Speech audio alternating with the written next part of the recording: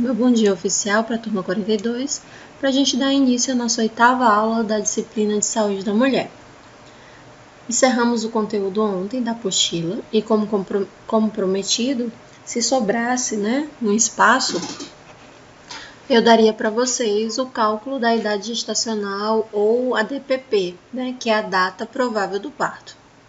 Para isso, nós utilizamos hoje os aplicativos telefônicos, para facilitar a vida de todo mundo, tanto a gestante quanto os profissionais da área de saúde. Porém, nos concursos públicos ainda é cobrado a regra de Naegeli, tá? É uma regra muito utilizada para provas e concursos públicos, privados ou de residência e entrevistas de emprego também. É um cálculo que geralmente quem faz é o enfermeiro, não sendo aí uma das atribuições do técnico de enfermagem. Mas é legal o técnico de enfermagem ter uma noção sobre esse cálculo e como ele é feito, uma vez que o técnico de enfermagem também vai trabalhar na unidade de acompanhamento, tanto do segmento hospitalar quanto do segmento postinho de saúde, URAP. Então, ele faz acompanhamento dessas gestantes também. Então, é legal que ele tenha uma noção sobre essa regra e sobre o uso do gestograma, tá? Então, vamos lá. A idade gestacional, ela deve ser calculada em função da data da última menstruação, que é quando a gente observa ali que houve a ovulação, não houve a fecundação e teve uma menstruação. Pelo ciclo menstrual, a gente observa que aproximadamente 14 dias após o primeiro dia da última menstruação, essa mulher ovulou novamente, Então, era para ela ter menstruado no mês subsequente. Como ela engravidou, ela não menstruou. Então, a data que a gente tem para observar é a data da última menstruação, tá? E depois a gente observa 15 dias a mais, que é o período de uma nova ovulação, 14, 15 dias. Tem mulheres que é um pouquinho mais, tem outras que é um pouquinho menos. Então, vamos lá.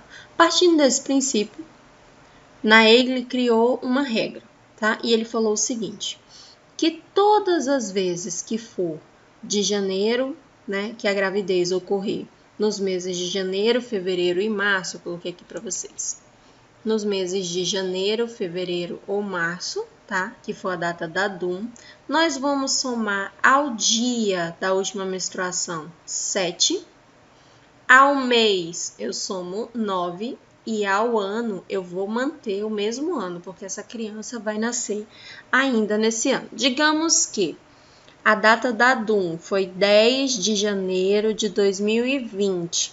O bebê ainda vai nascer no ano de 2020, porque essa mulher engravidou no mês de janeiro, O ano tem 12 meses, então a gente soma mais 9 aí ao mês e a gente vai ter aí o mês 10 como um mês para essa criança nascer, Então, ele continua nascendo ainda dentro do ano de 2021. Porém, se, isso aí era legal vocês estarem anotando ou observando. Se a data da última menstruação ocorrer de abril a dezembro, eu vou somar 7 ao dia da última menstruação, vou subtrair 3 do mês e vou somar mais 1 ao ano, tá bem? Porque essa criança vai nascer no ano seguinte. Considerando, na regra de Naegeli, que uma gestação dura 40 semanas ou 280 dias. Nós sabemos que o ano tem 365 dias, então ela dá aproximadamente 9 meses. E essa é a grande dificuldade que a maioria das mulheres tem para entender essa contagem, da idade gestacional. Daí eu deixei aqui para vocês, lá no último slide, uma regrinha, uma tabelinha para a gente não se perder.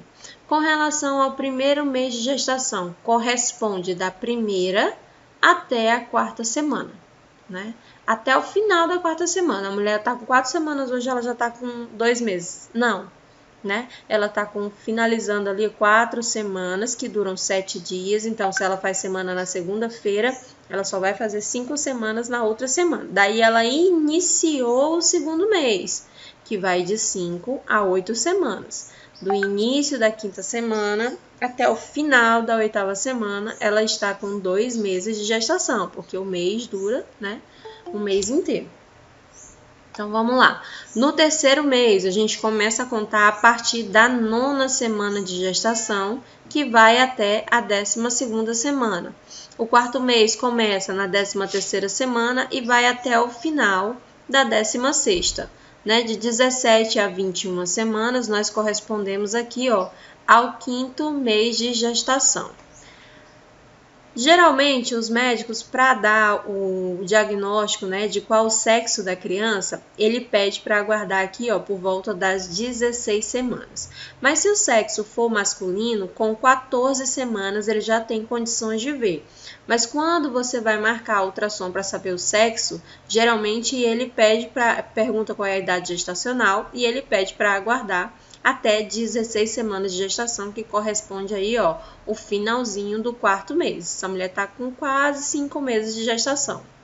No 5º mês, corresponde de 17 semanas até 21 semanas. Aqui, ó, 21 semanas corresponde, né, já que a metade do período gestacional, porque a gravidez dura 40. O 5º mês começa na 17ª semana e vai até o final da 21ª. O 6º mês começa na 22ª semana e vai até o final da 26ª. Até aqui, ó, 26 semanas. Até 25 semanas a gente considera, se essa mulher evoluir para parto, a gente considera que foi aborto. Se ela tem 26 semanas de gestação, a gente já considera que foi um parto. E isso aqui já dá direito para ela a ter licença maternidade, salário maternidade, todos aqueles direitos que garantem, né? Embora que o bebê tenha nascido morto, tá? Porque ela teve um parto, então ela vai sim de licença maternidade. 7 meses começa na 27ª semana e vai até a 30ª. O 8º mês começa na 31ª e vai até a 35ª. O 9º mês começa na 36ª semana e o ideal é que essa mulher tenha o bebê a partir da 37ª, né? Só que ocorre, como a gente faz o cálculo pela data da última menstruação, né? E essa questão da ovulação é uma incógnita, então a gente dá aquela margem de erro de 14 dias a mais e 14 dias a menos, que é o que dá por volta das 37 semanas ou por volta das 41 semanas e 5 dias. Daí a gente tem aquela classificação do RN, né?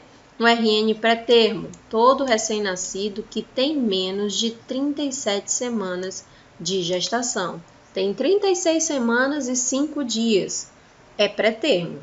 36 semanas e 6 dias é pré-termo, tá? Não é considerado ainda um bebê a termo. Um bebê de tempo ou um bebê termo é todo recém-nascido que nasce de 37 a 42 semanas de gestação. Pós-termo é um recém-nascido que nasce a partir das 42 semanas de gestação. Essa parte da apostila vocês até fizeram um trabalhinho para fixar o conteúdo, né?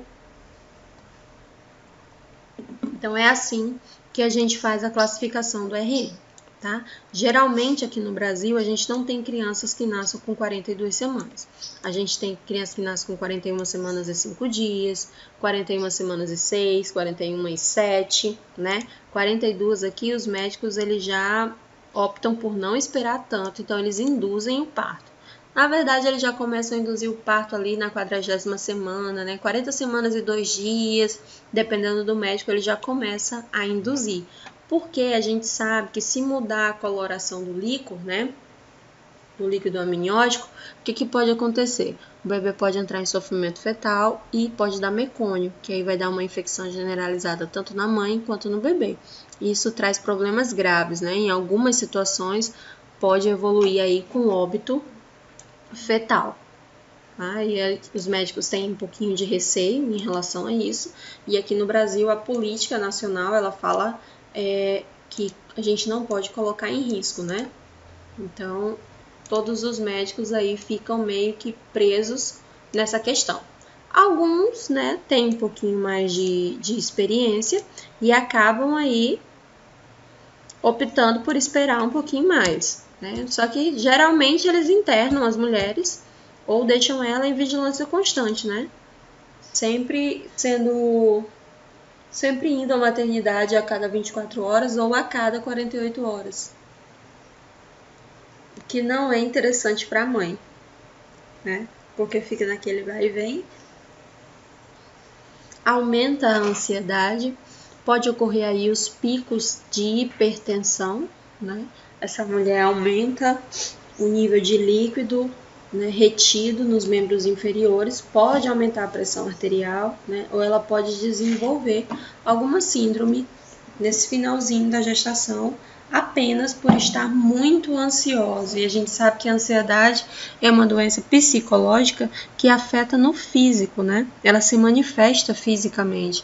Algumas pessoas têm sintomas bem abrasivos, como por exemplo, crise de pânico, né? Tremores, taquicardia, sensação de infarto. Algumas mulheres sentem que o abdômen ele está muito contraído, então ela relata uma contração absurda. Quando a gente mensura essa contração nos aparelhos, elas não aparecem. Mas ali quando você toca no abdômen, ele está realmente muito rígido, como se ela estivesse tendo ali uma contração, né, máxima. E isso é um pico de ansiedade, o que é muito complicado para quem sente, tá? Então tá aqui a regrinha de Nightingale. Vamos lembrar aqui, ó. Para janeiro, fevereiro e março, eu vou adicionar ao dia da última menstruação, 7. Ao mês, eu vou somar 9. E o ano vai permanecer o mesmo, se ela engravidou em janeiro, fevereiro ou em março. Se ela engravidou de abril para lá, ao mês eu vou somar 7. Ao dia, eu vou somar 7. Ao mês, eu vou diminuir 3. E ao ano, eu vou somar 1, porque ela vai ter bebê no ano seguinte. Então, vamos lá para o exemplo aqui, ó. DUM significa data da última menstruação. Esta mulher me relatou que menstruou no dia 2 de fevereiro de 2009. A regra de Nightingale falou o seguinte: se ela teve a última menstruação de janeiro a março, né, eu somo 7 ao dia. Então, vou ter aqui, ó, dia 2, eu coloquei mais 7 embaixo. Somo 9 ao mês. Mês 2, eu coloquei mais 9 embaixo. E o ano vai permanecer igual. Então, vamos lá. 2 mais 7, 9. Então, ela vai ter bebê no dia 9. De qual mês? 9 mais 2, 11. No mês 11. E o ano vai permanecer igual. Facinho, molezinha, de boaça. Não é isso? Agora, vamos para o próximo aqui. Próximo exemplo. Data da última menstruação foi no dia 3/10 de 2005. Então, já vai mudar a regra. A regra de Nightingale disse o seguinte, que eu vou acrescentar 7 ao dia. Então, ela teve aqui, ó, a última menstruação foi no dia 3. A DUM dela foi dia 3. Então, 3 mais 7 dá 10. Então, ela vai ter bebê dia 10. De qual mês? Vamos lá. Vou ter que subtrair menos 3. Porque a data da DUM dela corresponde a essa segunda fase aqui da regrinha, ó. DUM, de abril a dezembro. Então, eu tenho que subtrair 3 do mês. O mês que ela me relatou a DUM foi o mês de outubro, mês 10. Então, menos 3. Então, ela vai ter bebê no dia 10 do 7. Aí, eu acrescento mais 1 ao ano, porque ela vai ter bebê no ano seguinte. Então, ela vai ter bebê no dia 10 do 7 de 2006. Lembrando que esse cálculo é feito com margem, tá, de erro para 14 dias. Então, a gente explica isso para a mãezinha. Olha, por isso que o nome é data provável. O bebê pode nascer 15 dias antes e pode nascer 15 dias depois, porque a gente considera o período de ovulação. Aqui eu tô contando, ó, data da última menstruação, a última vez que ela menstruou. Depois disso, ainda teve o período de reorganização do organismo, né? Houve toda a fase de maturação de mais um óvulo para que ela pudesse ovular no mês seguinte e, consequentemente, engravidar, tá? Que aquele mês subsequente, ela teria ali uma nova menstruação. Como houve a fecundação, ela não menstruou, então, teoricamente, ela engravidou. A gente tem essa margem aí de 14 dias, tá bem? Na ultrassom, ela te traz uma margem mais fidedigna. Mas aqui a intenção é fazer o cálculo para prova de concurso, prova de residência, tá? e principalmente para a gente ter uma noção e não esquecer como era que a gente fazia a enfermagem, né? Até ali os anos de, deixa eu ver, até 2013 a gente utilizava muito a regra de Naegeli. Depois a gente começou a utilizar os aplicativos de telefone, né? Que traz aí um resultado excelente para a galera da enfermagem e é mais fácil para as mães entenderem. Então, vamos lá, tem mais um exemplo aqui, ó. Quando a DUM, né, ela termina lá no final do mês, como por exemplo aqui, ó, dia 28 foi a data da última menstruação. Aí agora ficou complicado, né? Porque 28 mais 7 dá 35. Não tem nenhum mês que tenha 35 dias. Aí aqui, ó, ela teve 28/7/2020, foi a última menstruação dela. Então, a gente soma aqui, ó, mais 7 ao dia, vai dar 35. Menos 3 vai dar o mês 4, que é o mês de abril, né? 7 menos 3, mês 4. E eu vou somar mais 1 ao ano. Daí, e agora, professora? Porque não tem 35 dias no mês de abril. A pergunta que a gente tem que fazer é quantos dias tem um mês que aparece aqui no resultado? Quantos dias tem o mês 4? Né? Eita, vou ter que ter um calendário na prova? Não. Tem um negocinho que a gente aprendeu lá na 4ª série que funciona pra caramba. Quem lembra da regra do ossinho? Os meses que estão em cima do ossinho corresponde... Não, Henrique, passa os 4 dias pra frente. Pro próximo mês. Tá? Os meses que correspondem aqui, ó, em cima do ossinho, equivalem a 31 dias. Então, olha aí, o primeiro começa em janeiro, em cima do ossinho. Janeiro, 31, essa parte interna, fevereiro, tem de 28 a 29 dias, né? Isso, Henrique. Aí, no próximo aqui, ó, março, 31, aí abril tá dentro do ossinho, 30, né? Maio tá em cima do ossinho, 31, junho tá dentro, 30, e assim vai, tá? A gente lembra dessa regra aqui do ossinho. Todo mês que der em cima do ossinho, tá? A gente considera que ele tem 31 dias. Então, voltando aqui, né? Abril tem 30 dias, então a gente vai passar aqui, ó, os dias para o próximo mês. Então, aqui vai dar no dia 5 e não no dia 4, que abril tem 5 dias, né? 30 dias. Então, vamos lá. 30 do mês de abril, mais 5 a gente passa para o mês seguinte, porque foi o que sobrou. Então, o que sobrou a gente joga para o próximo mês. Então, a gente coloca aqui, ó, data provável do parto, 5 do mês seguinte, que é o mês 5 do ano de 2021. Então, todas as vezes que o mais 7 aqui, que a gente somar o mais 7, ele ultrapassar essa margem de dias que tem no mês, a gente joga para o mês seguinte essa quantidade que sobrou, tá? Deu para entender? Acho que o Henrique pegou aí direitinho. Neide, pegou?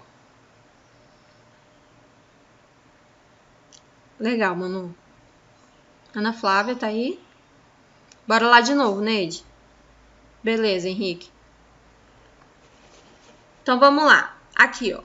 Digamos, Neide, que a menstruação dessa mulher, vou botar outro exemplo aqui, ó. A data da menstruação dessa mulher foi dia 25, tá? 25 do mês 4 de 2020. Então, vamos lá. A regra diz que de abril, né? De abril até dezembro, eu coloco 7 ao mês, diminuo 3... Não, coloco 7 ao dia, diminuo 3 do mês e coloco mais 1 no ano. Bora para lá de novo. Mais 7 aqui no dia, né? 25 mais 7. Vou botar um mais aqui para tu não se perder.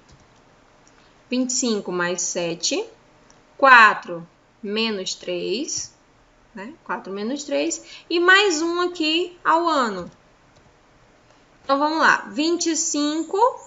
mais 7 dá 32, não é? Então, vamos lá. Ela vai ter o bebê no dia 32. 4 menos 3 dá 1. 32 de janeiro de 2021. É o dia que ela vai ter esse bebê. Janeiro não tem 32 dias, janeiro tem 31 dias. Então, o que a gente faz? A gente passa esse dia para lá. Então, a data provável de parto para ela, a gente passa para o próximo mês.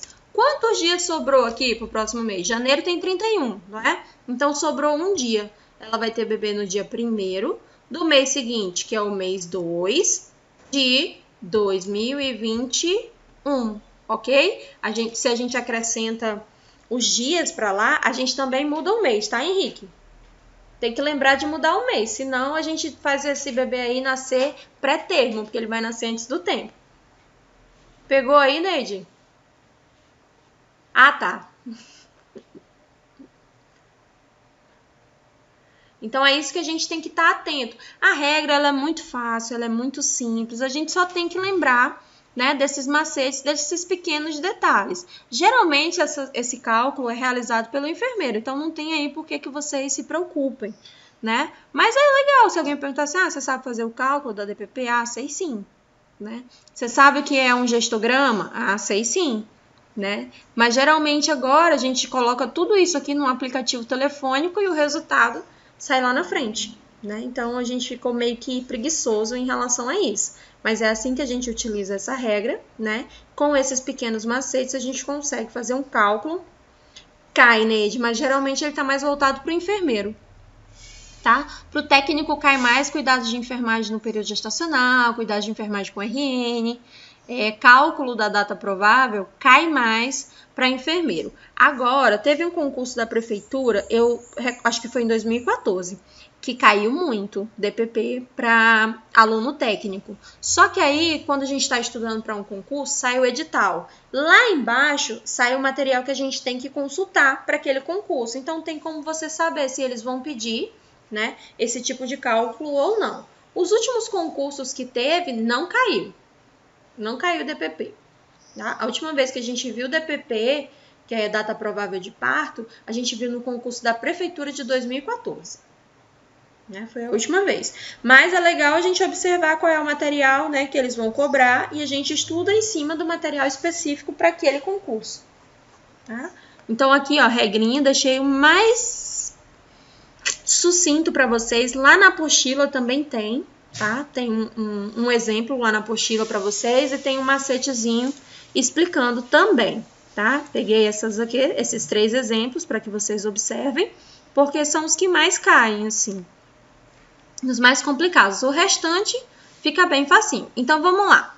O resultado desse cálculo é realizado a partir da data da última menstruação, não da última ovulação, ok? Então, nós podemos aqui, ó, ter um erro de até 15 dias, para mais ou para menos. E isso aqui, gente, é tão antigo, né? Lembra lá atrás, lá no passado, as pessoas falavam assim, ela completa 9 meses em agosto, mas pode nascer 15 dias antes e 15 dias depois. Isso aqui é muito antigo, é muito empírico, né? É lá de trás. E depois a ciência foi pesquisar e descobriu que é exatamente isso. Nightingale deixou aí uma regra para que a gente se baseasse nesse costume, né? Nesse conhecimento que já era empírico e que hoje tem uma explicação científica porque alguém se propôs a ir lá e estudar e entender o que os antigos, né? O povo ali que não tinha o conhecimento científico estava dizendo para a gente o tempo inteiro. Então, com base nisso aqui, a gente vai classificar o bebê, que a gente já fez essa classificação. Deixei aqui para vocês, ó, um gestograma. O gestograma, ele era muito utilizado. Até hoje, dependendo do local que você tá. Por exemplo, se você vai fazer um pré-natal no itinerante, né? E aí o acesso à internet é ruim. Você utiliza o gestograma. Então, o gestograma aqui, ó, você coloca aqui, ó, tem todos os meses, ó. Todos os meses e todos os dias aqui dentro, ó. A segunda linha corresponde aos dias. Então, você coloca aqui, ó, parece o ponteirinho de relógio. O ponteiro maior você coloca no dia, tá? Por exemplo, aqui ela menstruou no dia 5. E o ponteiro menor você coloca no mês. Então, ela menstruou no dia 5, a data da última menstruação foi 5 de maio, tá? E aí, o que tá aqui dentro, ó, vai corresponder à semana de gestação que ela está. Bem, esse é o gestograma. Então, às vezes, a gente ainda utiliza o gestograma quando a gente está numa situação assim. Do contrário, tudo no computador, né? Tudo com base na tecnologia. Quem usa o gestograma? Geralmente, né? Pediatra, para ele ter uma noção do que observar no feto, o pediatra, o enfermeiro e o médico. Técnico de enfermagem não se faz necessário utilizar o gestograma, mas aqui, ó, ele sabe, ele tem um contato com o gestograma, é um disquinho, gente, de papel, tá? Que em toda a unidade de saúde tem. Então, a gente trabalha assim com ele e a gente tem uma noção aqui dentro, ó, do que esperar do desenvolvimento fetal. Então, é assim que a gente utiliza. Aqui dentro, ó, tem todas as semanas do período gestacional e aqui dentro tem os meses, que equivale aqui, ó, às semanas, para a gente não se perder. Porque a gente está tão acostumado a contar em semana que quando a grávida pergunta, eu tô com quantos meses, enfermeira? Daí a gente meio que fica bugado na mente, né? Então, a gente observa aqui dentro no gestograma, é uma ótima colinha, tá? Pra gente se manter ali mais informado de uma maneira mais ocasional, né? Na situação de cada mulher. Então, a gente tem essas ferramentas de trabalho para que a gente possa fazer o cálculo da data provável do parto e entender, né, o desenvolvimento fetal e quais as fases que essa mulher se encontra no período gestacional e o que esperar de cada fase, tá? Lembra que eu falei para vocês? A gente tem que saber o que é normal, porque aí a gente identifica o que é anormal muito fácil. Ora, se não está dentro do parâmetro de normalidade, é anormal. E se eu não sei como proceder, eu tenho que referenciar essa paciente para um local, né, que tenha mais recursos para ela. No caso, a maternidade. Então, a gente encaminha, faz um encaminhamentozinho, né, manuscrito, ou coloca no sistema agora, o sistema Gemos, e encaminha essa mulher para a unidade de referência, lá na maternidade, que tem um atendimento 24 horas. O Hospital Santa Juliana hoje é porta de entrada também, então a gente tem mais esse recurso para encaminhar as mulheres. Porém, né, a maioria dos profissionais encaminha para a maternidade Bárbara Leodoro, tá? Santa Juliana fica ali à escolha da mulher. Se ela quiser ir para lá, ela pode ir. Também é porta de entrada. Mas a unidade de referência, né, que nós, profissionais da área da saúde, encaminhamos, é a maternidade Bárbara Leodoro, tá? Porque lá o fluxo é porta aberta. Porque sempre foi a nossa referência, Neide. Não significa que maternidade é melhor, que Santa Juliana é pior ou vice-versa. É porque sempre foi a nossa unidade de referência, né? Política de um hospital privado, ele muda a todo instante. Então, às vezes mudou e a gente não teve conhecimento, né? Então, para não deixar essa grávida aí feito ping-pong com informação errada, a gente prefere encaminhar ela para o centro de referência, né, que a gente tem, que é a maternidade Bárbara Leodoro. Mas se a grávida quiser ir para o Santa Juliana, não tem problema nenhum. Ela pode ir porque por hora é porta de entrada, né? Então, é só chegar lá que você é atendido. Tem a ala lá da maternidade, né, gerida hoje pela Uninorte. Então, tem atendimento lá 24 horas também, tá? Antes, para você ir para Santa Juliana, você precisava ser encaminhada da maternidade, né? Hoje não mais. A mulher que escolhe para onde ela vai. Isso é incrível, né? Isso é muito bom. É um lugar a mais que as mulheres têm para buscar ajuda, para buscar auxílio nesse momento, né, que ela está gestando. Então, minha gente, era isso, né? Por essa disciplina é só, a gente encerra por aqui. A prova eu vou encaminhar amanhã para vocês. Vocês têm o dia 19 inteiro para me entregar a prova, tá? E eu gostaria que vocês não me mandassem a prova amanhã, por favor, tá? Que vocês encaminhassem a prova no dia 19, das 8 até as 18, tá bem? Porque aí eu abro aqui no programa para corrigir prova por prova e fica mais fácil para mim. Porque quando vocês mandam um pouquinho antes, né, do prazo que era para eu receber, se mistura aqui numa pasta que vocês não fazem ideia. Daí eu tenho que ficar procurando, tipo uma agulha no palheiro, é mais complicado. Então, se você manda no dia certo, eu já sei que todas aquelas conversas que estão chegando são relacionadas à prova, tá bem? Então, facilita. Aí o trabalho é mais rápido e vocês têm uma resposta muito mais rápida. Então, é bom para mim e é bom para vocês. Terminou a prova? Segura ela aí. Me manda no dia 19, tá bom? No horário das 8 até as 18. E aí você recebe a sua nota o mais rápido possível, tá bem? Porque aí eu tiro o dia somente para isso. E outras mensagens que cheguem aqui, que não esteja, né, dentro dessa pasta, no caso nos grupos de vocês, eu ignoro e fico trabalhando só com vocês, tá? E facilita muito a vida da gente.